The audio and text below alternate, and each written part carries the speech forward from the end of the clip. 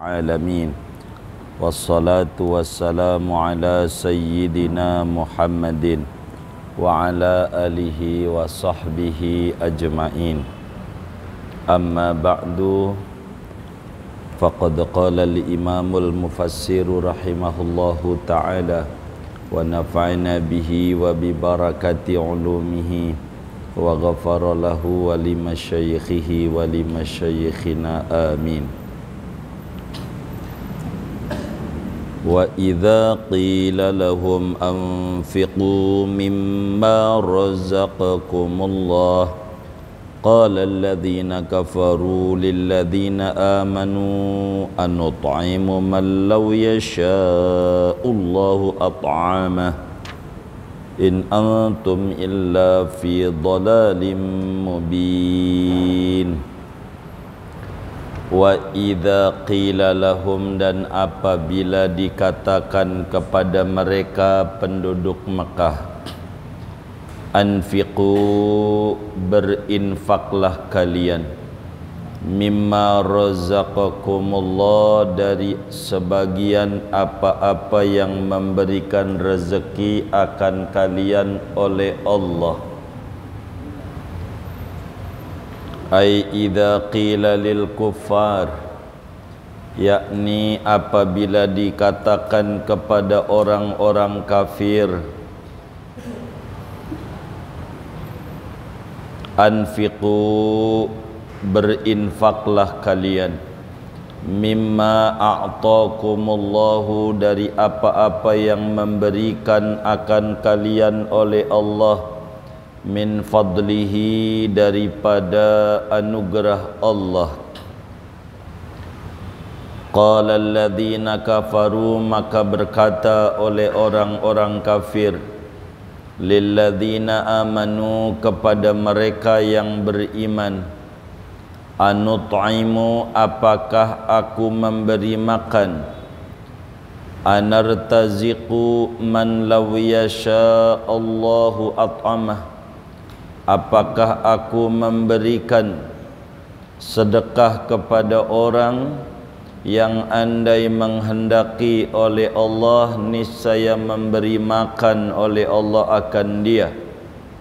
Wa dzalika, adapun penjelasan yang demikian itu, annal mu'minina qalu likufari Makkah, bahwa orang-orang mukmin itu berkata kepada kafir, orang-orang kafir Mekah, anfiqu 'alal masakini, berinfaklah kalian atas orang-orang miskin, mimma raghibtum min amwalikum, dari apa-apa yang kamu senang daripada hartamu.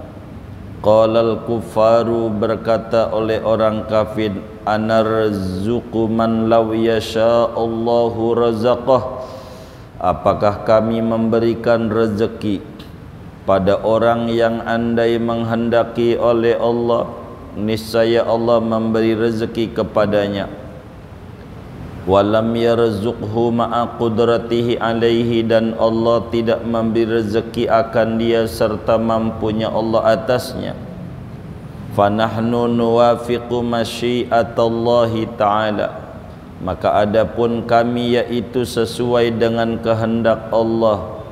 Wala nut'imu man lam yat'amhullahu ta'ala, dan tidak memberi makan oleh kami man lam yat'amhullahu, akan orang yang tidak memberi makan akan dia oleh Allah. Wa hadza mimma yatamassaku bihil bukhala, adapun ini alasan, yaitu dari apa yang berpegangan dengannya oleh orang-orang pelit.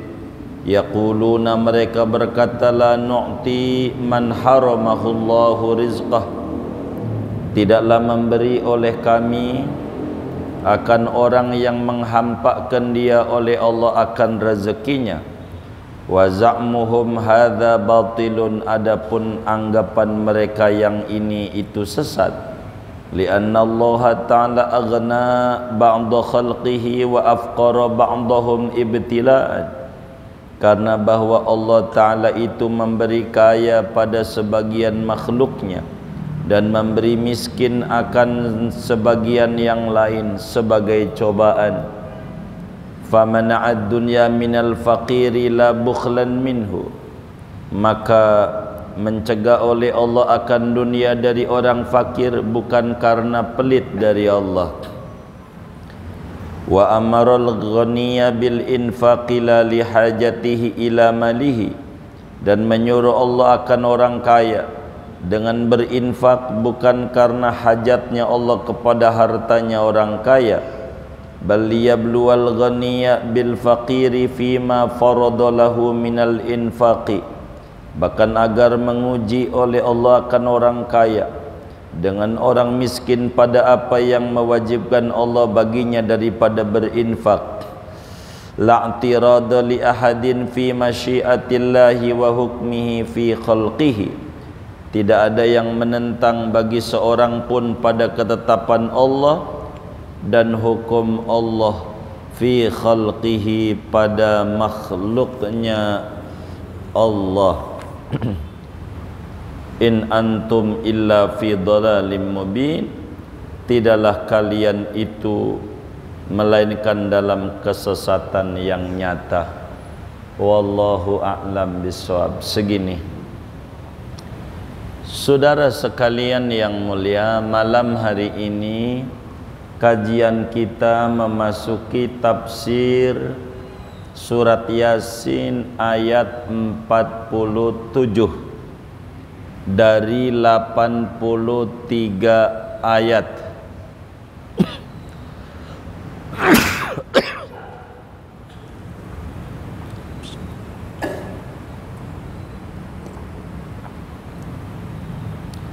Allah Subhanahu wa ta'ala menghikayatkan bagaimana tindakan orang-orang yang kikir daripada orang kafir, baik itu kafir i'tiqad maupun kafir nikmat.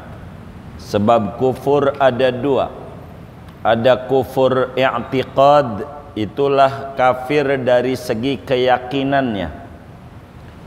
Ada kufur nikmat, artinya orangnya beriman kepada Allah tapi imannya tidak memunculkan cahaya, tidak mengerti jalan keimanan, namanya kafir nikmat. Ketika Allah bilang kepada orang kafir, anfiqu mimma razaqakumullah, ayat pada berinfak, pada berbagi dari rezeki yang Allah berikan. Yang punya harta, berinfaklah dengan hartanya. Yang punya jabatan, berinfaklah dengan jabatannya untuk memberi kemudahan kepada rakyat yang memerlukan. Yang punya ilmu, berinfaklah dengan ilmunya. Begitu seterusnya. Yang punya tenaga, berinfaklah dengan tenaganya. Banyak.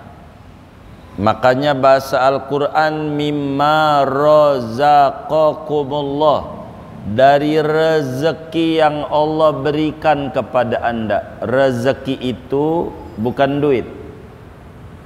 Rezeki itu adalah sesuatu yang telah kita manfaatkan.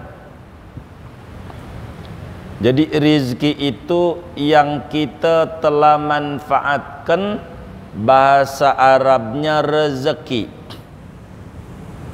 Yang belum kita manfaatkan, bahasa Arabnya harta, mal. Yang kita udah makan namanya rezeki. Yang di bank-bank tuh namanya milik. Harta, milik. Milik itu belum tentu rezeki. Kalau rezeki udah pasti milik. Kita mancing, dapat ikan, kita goreng ikannya, taruh di meja makan, lupa kecap, balik ke dapur, balik lagi ke meja makan, ikannya hilang, dimakan kucing. Namanya milik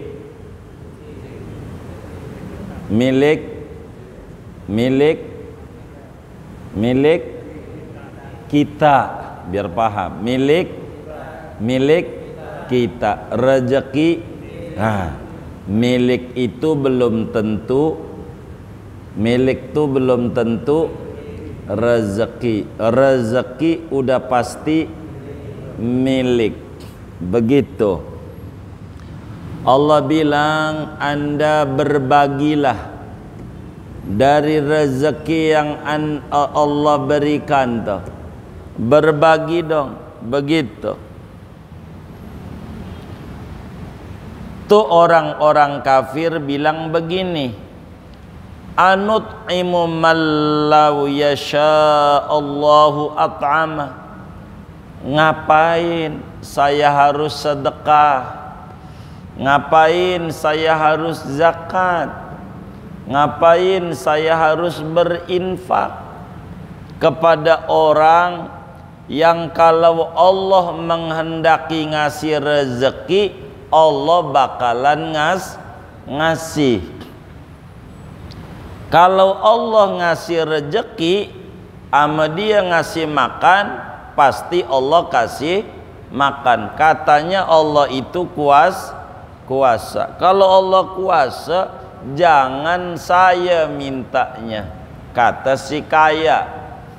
Jangan ama saya. Begitu. Ngapain minta sama saya? Wong kalau Allah mau ngasih makan sama dia, Allah bisa. Kalau Allah mau ngasih rezeki sama dia, Allah bisa. Maka gua kagak ngasih ini karena mengikuti kehendak Allah. Allah aja kagak ngasih sama dia, maka saya juga kagak ngasih. Jadi saya ini bukan pelit, bukan, kata si kaya, tapi saya ini belum dapat hidayah untuk ngasih. Begitu. Kalau Allah kehendaki saya ngasih, pasti saya ngasih. Kalau Allah ngasih makan nama dia, pasti dia dapat makan. Maka dia kelaparan itu karena Allah menetapkan dia kelaparan. Ngapain gua harus bantu dia? Begitu. Ini namanya perilaku orang kafir. Perilakunya begitu tuh. Ketika orang-orang kafir itu disuruh berbagi, ayo dong bantu orang fakir miskin dari harta yang kamu cintai. Mereka menjawab, apakah saya harus berbagi kepada orang yang kalau Allah mau kasih rezeki sama dia, Allah bisa.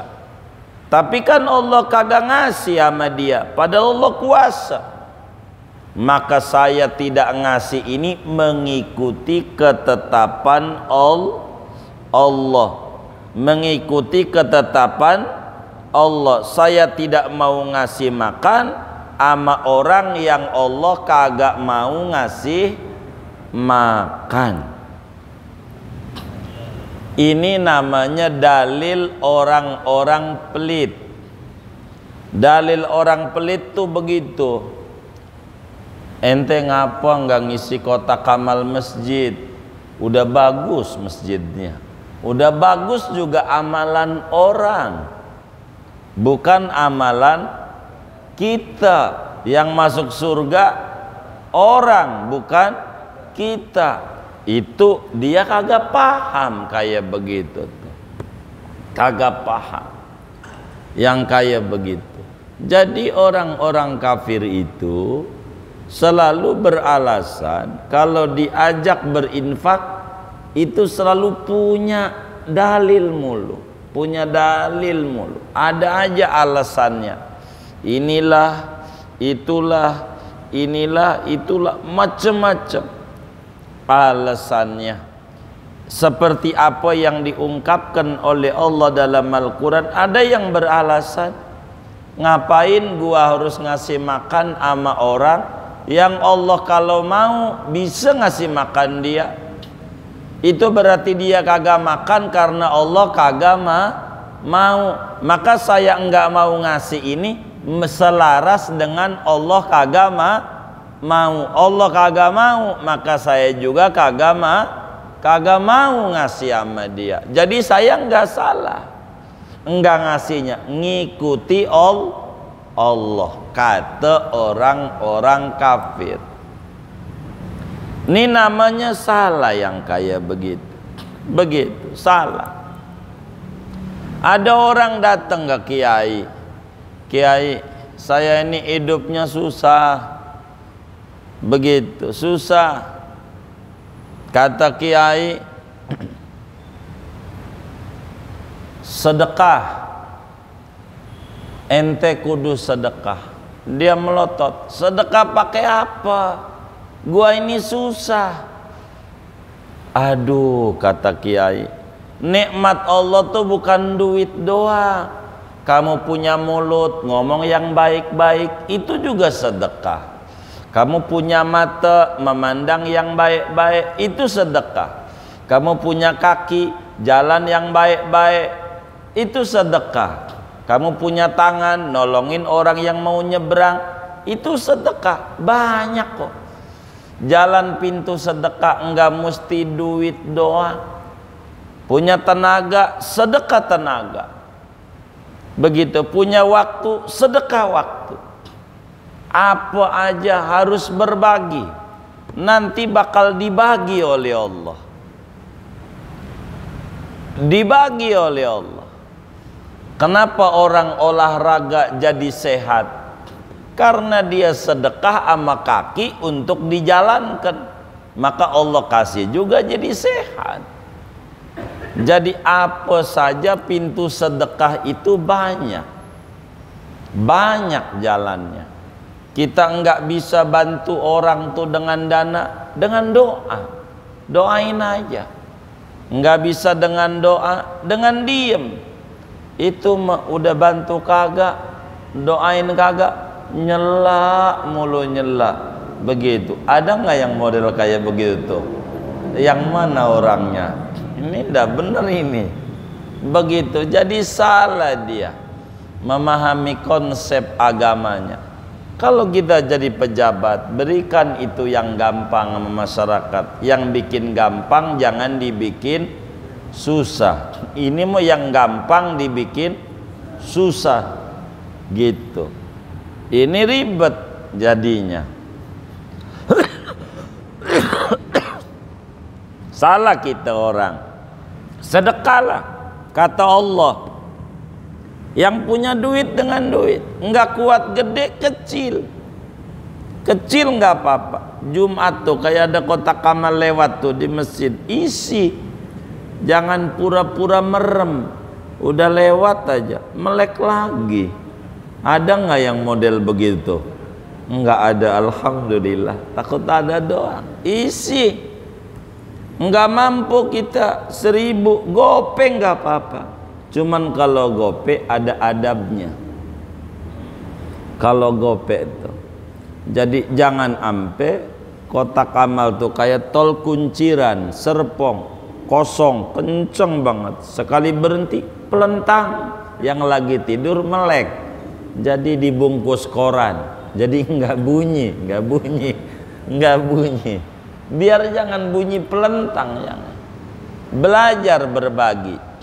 Begitu kayak yang ngasih minum nih kan, ngasih fit, ngasih ini, pasti subur. Apalagi ngasih sama orang yang ngaji, ganjarannya ditimbang kepada orang miskin.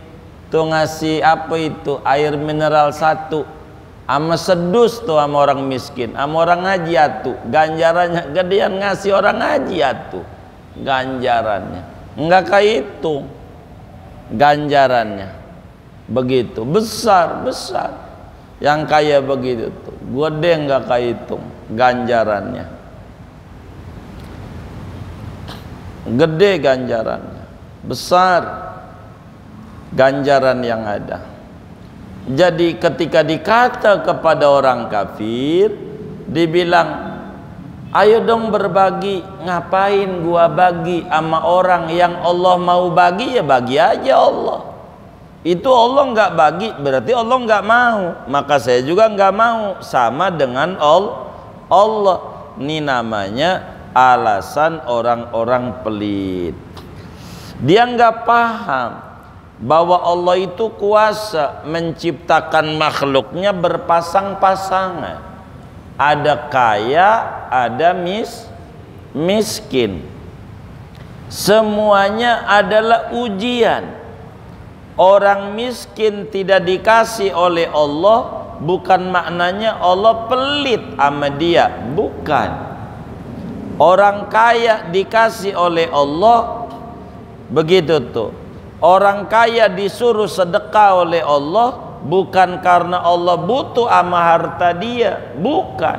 Allah mah qiyamuhu binafsihi, tapi Allah memberikan cobaan kepada si kaya untuk menjadi kasir Allah. Maka disebutlah ketika Nabi ditanya, siapa manusia terbaik itu wahai Rasulullah? Nabi, orang yang paling baik di mata Allah itu siapa? Apakah orang yang rajin puasa Senin Kamis? Bukan. Apakah orang yang rajin tahajud saban malam 100 rakaat? Bukan. Terus siapa yang paling baik itu? Yang paling baik itu yang paling banyak bermanfaat untuk orang banyak dengan hartanya dia, begitu. Berbagi, maka mendatangkan banyak dibagi. Kayak lihat sumur Zam-Zam, berbagi sama orang sedunia, airnya paling banyak, nggak habis-habis, karena demen berbagi. Kayak rambut kepala, demen dipotong, maka gondrong terus. Begitu. Lihat alis, pernah dikerok nggak alisnya? Pernah dikerok nggak? Enggak. Panjang nggak?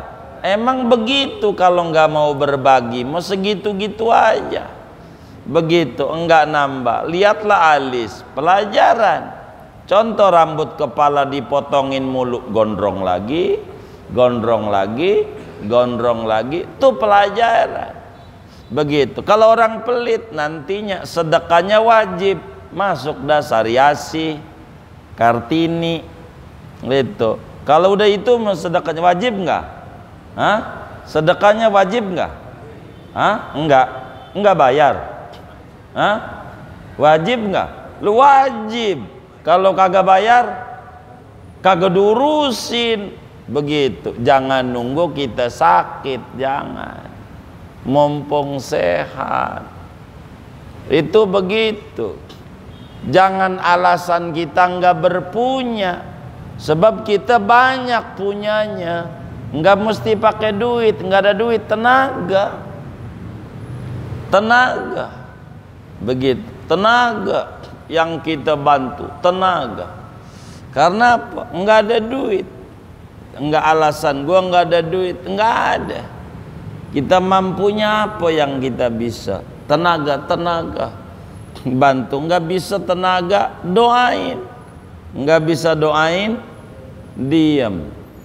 Udah diem aja udah ngebantu. Begitu. Sebab ada usul, ada usil.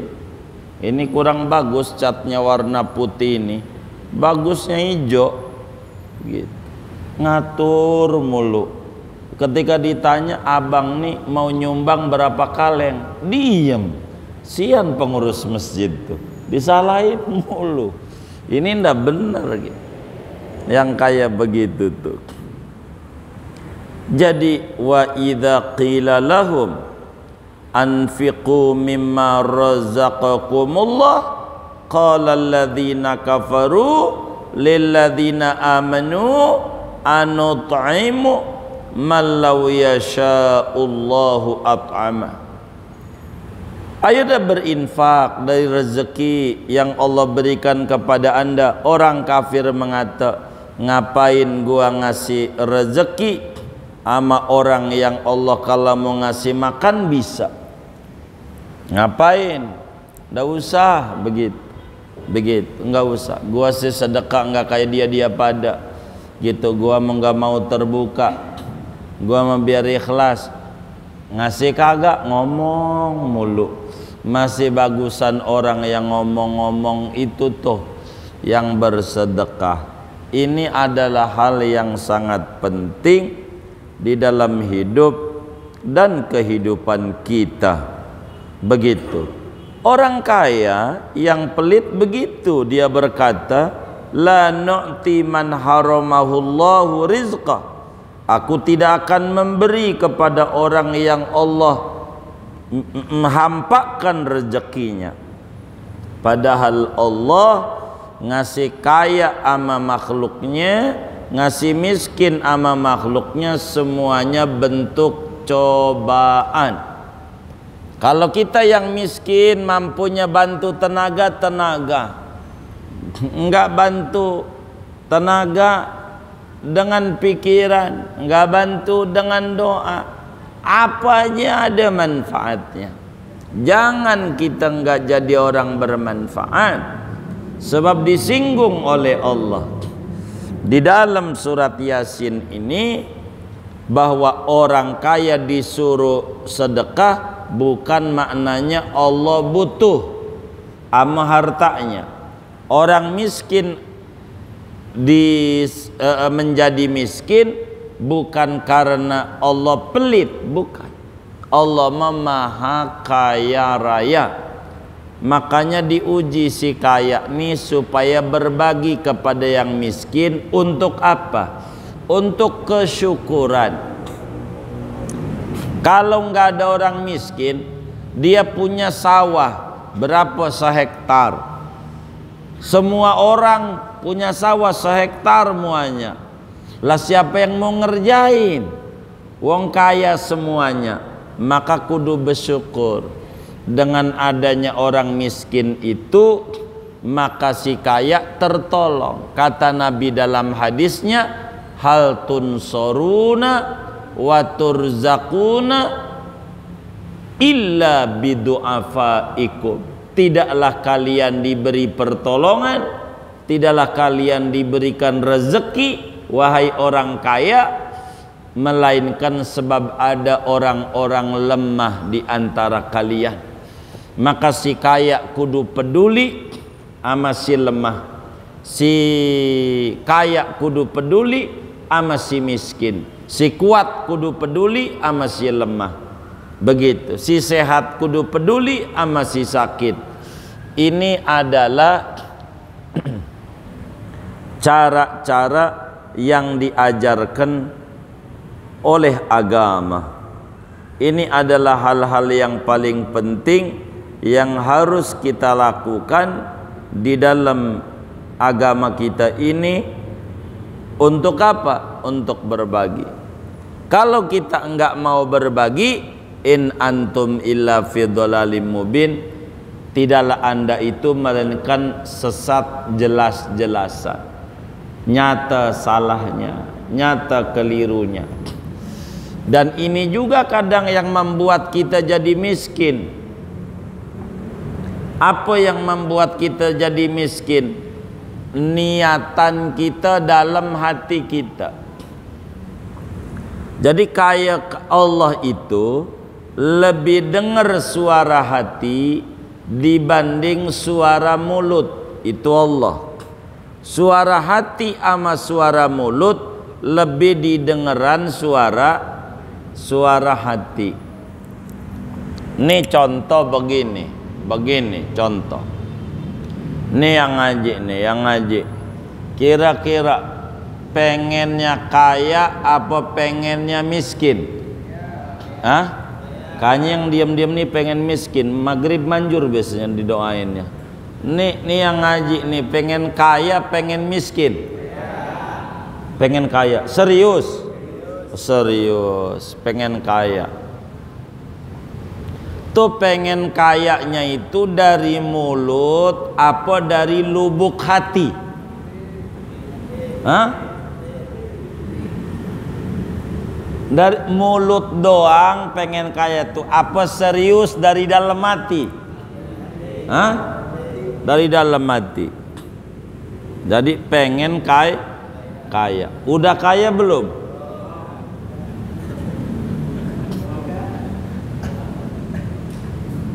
Udah kaya belum? Udah. Saya bingung. Ngapain udah kaya minta kaya? Orang gila. Ngajarin bebek berenang. Ada nggak yang ngajarin bebek berenang? Hah? Ada nggak? Kenapa? Yang udah pasti jangan diminta. Yang udah pasti, yang udah dapet jangan diminta. Makanya saya tanya, nih yang ngaji nih pengen kaya, pengen miskin? Ini kedengeran gak sih nih? Yang ngaji nih pengen kaya, pengen miskin? Kaya. Itu dari hati apa dari mulut pengennya tuh? Dari hati. Udah kaya belum?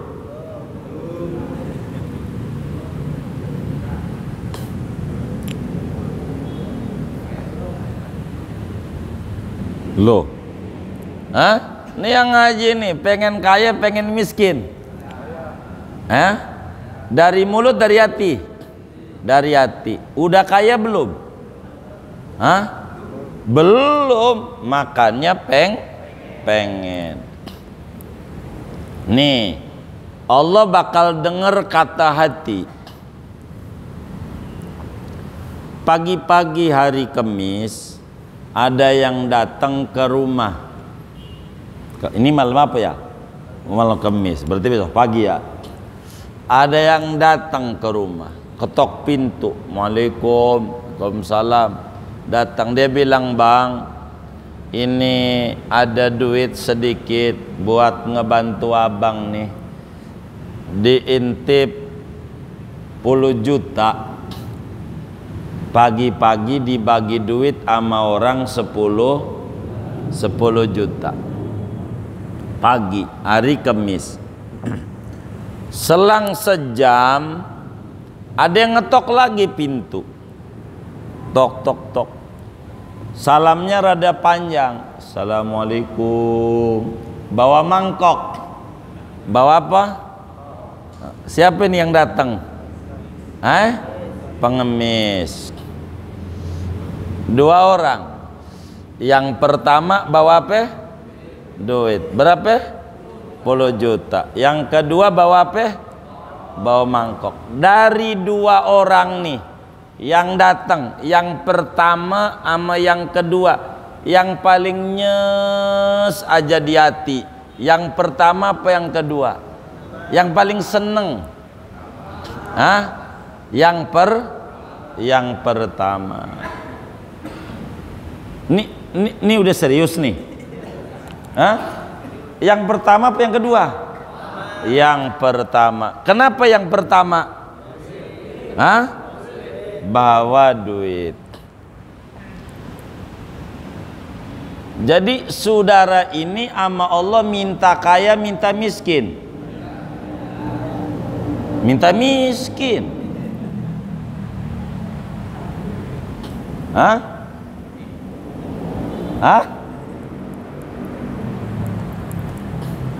Kan saya tanya, minta kaya, pengen miskin? Kaya. Dari mulut, dari hati? Dari hati. Artinya serius pengen kayanya? Serius. Udah kaya belum? Belum. Kenapa belum kaya? Ini jawabannya.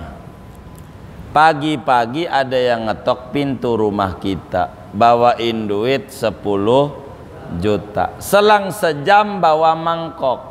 Dari 2 orang nih yang datang ke rumah kita, yang nyes saja seneng banget. Yang pertama apa yang kedua? Yang pertama. Jadi kalau yang pertama berarti kepengenan kita di hatinya. Tadi kan di mulut pengen kaya ya. Pengenan kita di hatinya pengennya dibagi apa berbagi? Hah? Hah? Masa? Yang pertama sama yang kedua katanya senengan yang pertama. Kalau yang pertama itu kita dibagi. Kalau yang kedua berbagi. Jadi yang paling nyesgirang di hati yang pertama apa yang kedua? Yang pertama. Ini berubah. Yang pertama apa yang kedua? Yang pertama dibagi. Yang kedua kurang seneng karena berbagi. Jadi yang paling disenengi nama kita dibagi. Orang yang pengen hatinya dibagi kira-kira sama dengan pengen kaya, pengen miskin. Ini jawabannya. Iya gitu. Biar dirubah mindset ini, saudara bisa jawab ini, saudara besok lusa dikasih rezeki banyak sama Allah. Beneran. Asal ini bisa jawab. Hah? Jadi kalau senengnya dibagi, pengennya di hatinya pengen kaya, pengen miskin. Miskin. Kenapa? Pengennya minta dibagi. Itu penyebab sholat duha Anda nggak ada perubahan rezeki Anda. Begitu. Karena Anda pengennya dibagi. Begitu. Baca waqiah Anda tiap malam nggak ada perubahan pada usaha Anda. Segitu-gitu aja. Nggak bisa. Karena yang Allah dengerin bukan mulut, tapi hati. Kalau kita pengen kaya, hatinya kudu dipasang lebih seneng berbagi, jauh lebih banyak daripada dibagi. Makanya biar kata punya 1.100 perak tuh isi kotak amal. Itu namanya calon kaya. Karena hatinya pengen kaya. Begitu. Kalau orang pengennya dibagi mulu, nggak ada cara buat Tuhan. Kudu ditakdirkan jadi orang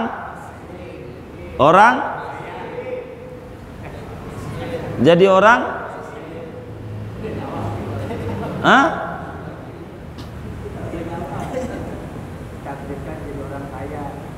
Orang hatinya pengen dibagi mulu, itu kudu ditakdirinnya jadi orang apa? Miskin. Kenapa? Pengennya dibagi. Kalau hatinya pengennya berbagi, maka sama dengan ditakdirinnya kudu jadi orang apa? Kaya. Begitu. Ini paham gak nih? Hah? Kalau belum paham saya mau putar-putar. Karena ini mindset.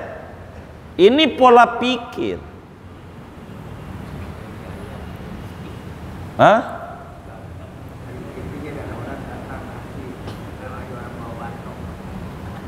Iya. Kita nih pengen kaya, pengen miskin. Kan pengen kaya, maka saya uji. Kepengenan itu dari mulut apa dari hati? Maka digambarin yang pertama bawa duit, yang kedua bawa mangkok. Ketika ditanya senengan mana? Senengan yang berarti senengan yang pertama tuh senengnya jadi orang yang dibagi. Sedang kalau pengennya dibagi sama dengan kudu ditakdirin jadi orang miskin karena pengennya dibagi. Kalau senangnya yang kedua, maka sama dengan senangnya kalau yang senangnya berbagi kudu ditakdirin jadi orang begitu. Itu kenapa sering kita sholat duhanya mencelak-mencelek. Gua udah sholat duha, warung gua nggak ada perubahan. Salah. Antara yang dipengenin sama yang di hati kagak klop. Begitu. Maka latihan kita latihan, berbagi. Bandingannya begini, saudara. Ada orang makan mulu makan, enggak mau habis dari restoran mahal, begitu, enggak mau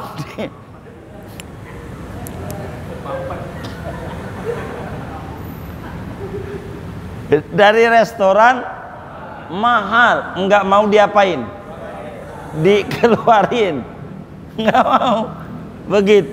Kira-kira jadi penyakit enggak?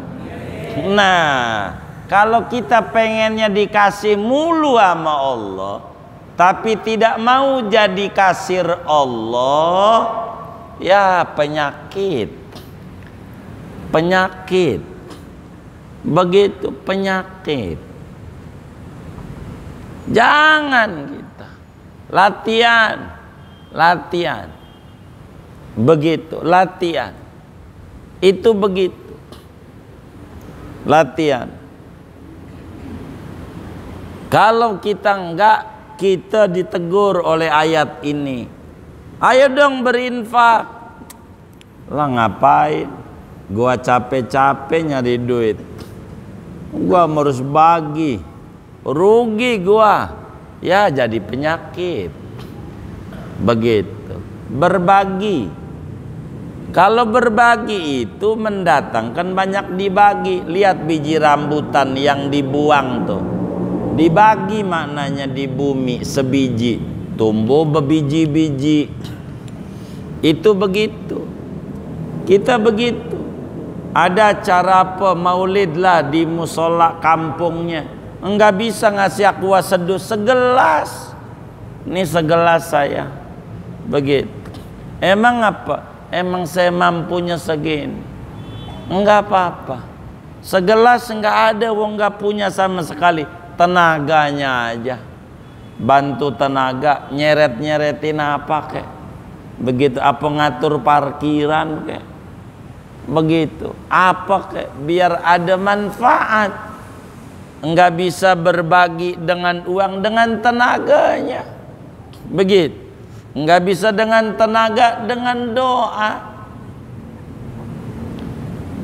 Begitulah orang. Doa itu berbagi juga. Berbagi kebaikan, permintaan. Ini yang penting. Kalau saudara mulai malam ini merubah mindsetnya, pengennya berbagi dibanding pengen dibagi lebih banyak, maka saudara dengan baca sholawat sallallahu ala Muhammad, tak usah banyak, 100 habis sholat. Dari malam ini tanggal 18 Januari sampai 18 Januari 2024, 2024 ya, benar ya, 2024, ndak putus. Lihat grafik finansialnya, lihat perubahan ekonominya. Kalau saudara sudah merubah sikap mental hati, mentalnya bukan mental pengemis, bukan mental pengennya dikasih, tapi mental pengennya mengasih. Begitu. Kalau hatinya sudah berubah itu, begitu. Karena kalau dibagi itu kita disuruh jadi kuda. Jadi ada kuda, ada raja. Ada dua manusia tuh. Ada kuda, ada raja. Apa kuda tuh? Kuda itu kurir, tukang nganterin barang-barang raja. Apa itu raja? Orang yang barang-barangnya dianterin sama kurir supaya nyampe ke tujuan dengan lenggang kangkung, barang udah nyampe. Kira-kira kita orang nih pengen jadi raja, pengen jadi kuda? Hah? Pengen jadi raja. Jadi senangnya model kemis pagi yang pertama apa yang kedua? Nah begitu tuh. Yang kedua tuh. Begitu, jangan yang pertama. Jangan. Yang pertama berarti kita jadi kuda, suruh nganterin barang dia ke akhirat yang bakal diambil sama dia di akhirat. Yang kedua, yang datang bawa mangkok, itu maknanya kita disuruh jadi raja, dia siap untuk nganterin barang-barang kita. Begitu kayak begitu. Ini paham apa enggak ini? Kalau udah paham saya mau tutup, takut ditambah kagak paham lagi. Segini aja. Kalau udah paham begitu. Dah buat tanya jawab. Ada yang ditanya mungkin dipersilahkan. Wallahu a'lam bishawab.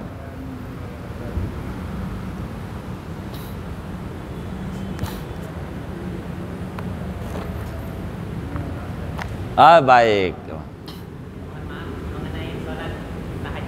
Baik. Sholat tahajud itu nama sholat sunnah apa sholat sunnah yang dikerjain sehabis tidur? Jadi tahajud ini ada dua pengertian. Ada tahajud menurut bahasa, ada tahajud menurut istilah agama.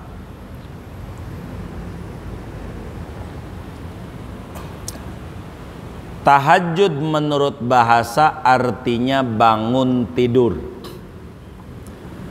Bangun tidur tuh mendusin, bahasa Betawinya mendusin. Bukan ngendus, bukan. Kalau ngendus pakai hidung.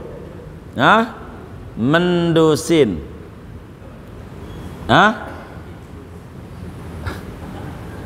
Ngendusin apa mendusin? Oh, mendusin. Mendusin tuh bahasa Arabnya tahajud secara bahasa. Secara istilah agama, tahajud adalah sholat yang dikerjakan sesudah sholat isya dan sesudah tidur. Sholat apa saja yang dikerjakan sesudah sholat isya dan sesudah tidur namanya tahajud. Walaupun istikharah, walaupun hajat, walaupun sunat taubat, apa aja sebutan buat sholat yang dikerjakan sesudah sholat isya dan sesudah tidur. Ada orang dari isya nggak tidur-tidur sampai jam 2. Jam 2 sholat, bukan tahajud, namanya qiyamul lail. Karena belum tidur. Waktunya masih maghrib, jam 7. Ini kan tanggal 8 ya. Jam 7 habis sholat maghrib, karena dia itu ziarah ke Wali Songo, sholat jamaah takdim maghrib isya, kira-kira kan 5 rakaat, maghrib 3 isya 2, kira-kira berapa menit tuh? Berapa menit? 10 menit ya? Ya baik, 10 menit. Maghrib jam 6, berarti jam 6 lewat 10 kan? Udah sholat isya belum tuh? Udah. Dia tidur, bangun jam 7 kurang 1/4, sholat. Udah masuk waktu isya belum? Jam 7 kurang 1/4 belum. Ini orang udah sholat isya belum? Udah tidur belum? Udah. Tahajud namanya, tahajud namanya. Jadi tahajud itu sebutan. Artinya, bolehkah kita ngomong sholatnya usolli sunnata tahajudi begitu? Boleh aja. Enggak apa-apa, tapi enggak ngomong begitu udah jadi. Udah jadi kita sholat apa? Istikharah, jadi tahajud, dicatat sama malaikat ini tahajud. Udah tidur udah Isya, udah jadi aja, nggak pakai diomongin. Kayak ngomong gitu, nenek tua, jadi nggak ngomong nenek doang, jadi tanpa kalimat tua juga nenek udah pasti tua. Bener nggak? Nggak perlu begitu. Jadi enggak perlu ngomong sunat tahajudi bila sudah sholat Isya, sudah tidur. Kalau diomongin, iya enggak apa-apa. Nenek tua begitu, enggak perlu. Emang juga nenek mah tua begitu.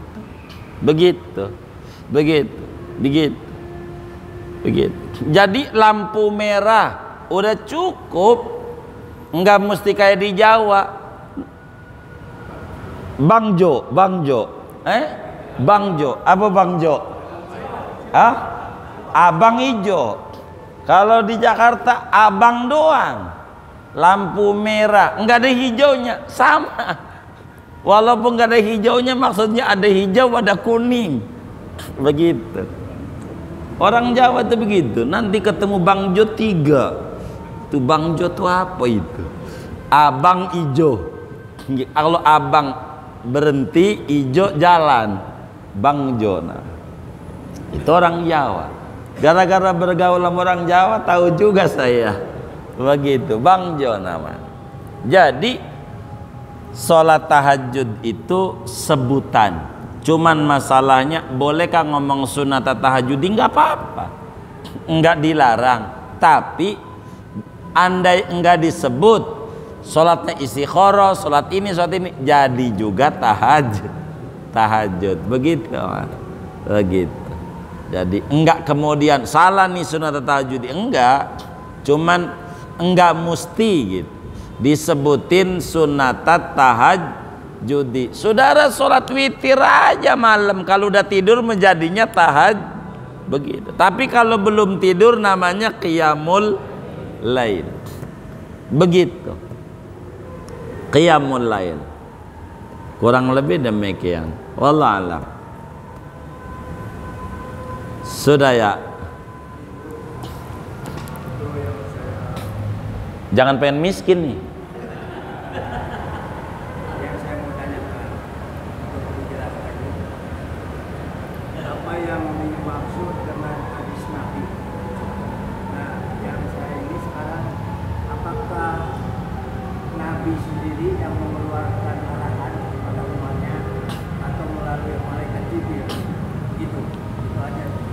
Jadi kita harus pahami, ada hadis Nabi, ada hadis Qudsi, ada Quran.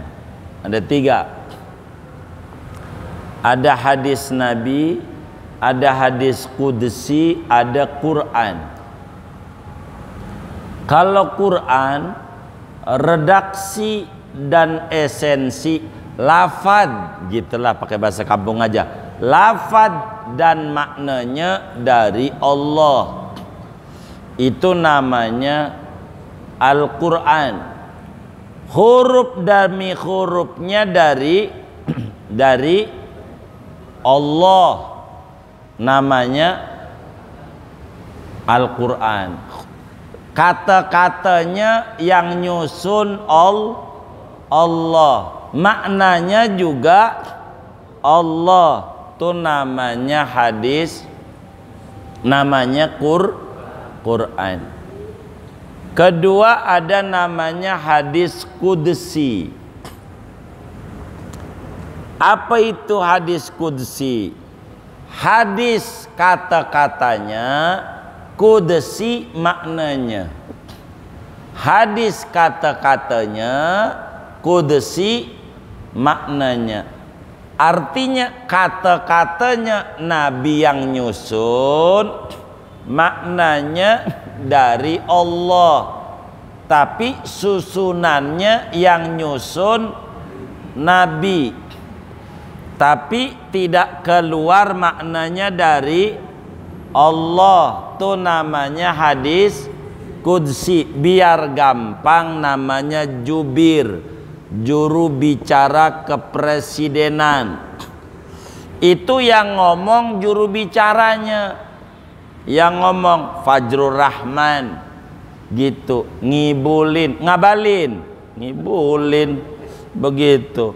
Ini namanya jubir, juru bicara presiden, yang ngomong dia, tapi maknanya pesannya dari presiden, namanya hadis qudsi. Yang ngomong Nabi, maknanya dari Allah. Ada namanya hadis Nabi, hadis Nabawi. Apa tuh hadis Nabawi? Itu adalah kata-katanya dari Nabi, maknanya dari Nabi, hasil pemahaman Nabi tentang Al-Quran, namanya hadis Nabi. Begitu. Maka hadis Nabi ini yang ngomong Nabi, iya, yang ngomong Nabi. Maka kata-kata yang keluar itu kata-kata dari Nabi. Begitu. Cuman karena hadis ini persimpangan jalan banyak, ada juga hadis palsu. Apa hadis palsu? Dikata dari Nabi padahal bukan. Namanya hadis palsu, bahasa Arabnya hadis maudhu. Hadis maudhu. Hadis maudhu itu hadis palsu, bikinan. Mana hadis palsu? Ada hadis bunyi begini, nikmatul udud ba'da dahar.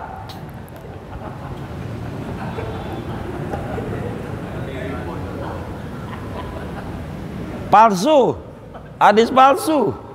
Enggak ada udud-udud. Orang Sunda ini, nikmat yang udud sesudah dahar, sudah makan, itu palsu. Enggak ada. Mana nih hadis palsu? At-tinbak baulus syaitan, tembakau kencingnya setan. Begitu. Ini namanya hadis palsu, kagak ada. Nama yang kayak begitu zaman Nabi nggak ada tembakau, nggak ada rokok, nggak ada. Dia nisbatin nama Nabi begitu, salah dia begitu, salah begitu, palsu. Makanya ada dua kiai lagi ribut, yang ini bilang rokok haram, yang ini bilang rokok mubah, boleh, ini haram, ini mubah. Ama yang denger nih kiai juga bukan, tapi cakep jawabannya. Kata yang ini yang haram salah, kata yang ini yang mubah salah, kata yang denger nih. Kata dia, ribut mulu kiai yang kayak begitu. Nih dengerin nih, kalau saya mah ikut ente berdua, kata dia, kalau rokok tuh mubah, yang bener ente saya isep, kalau rokok tuh haram saya bakar.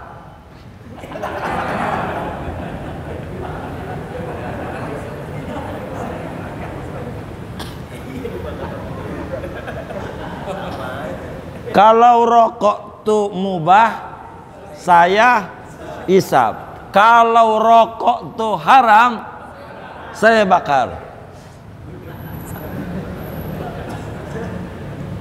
Kata dia, ini yang benar yang mana itu? Begitu tuh.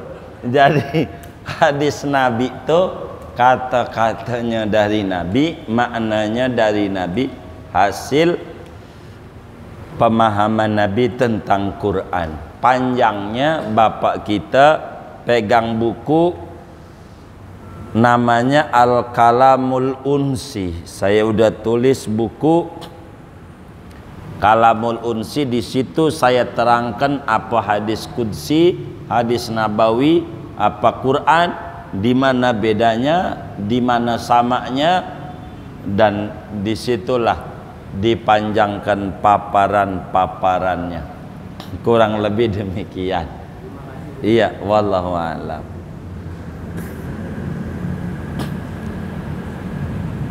Sudah. Baik, wa sallallahu wasallam ala khairil khalqi Muhammadin wa ala alihi washabihi ajmain walhamdulillahi rabbil alamin. Dan saya pengen wudu dulu bentar. Aduh.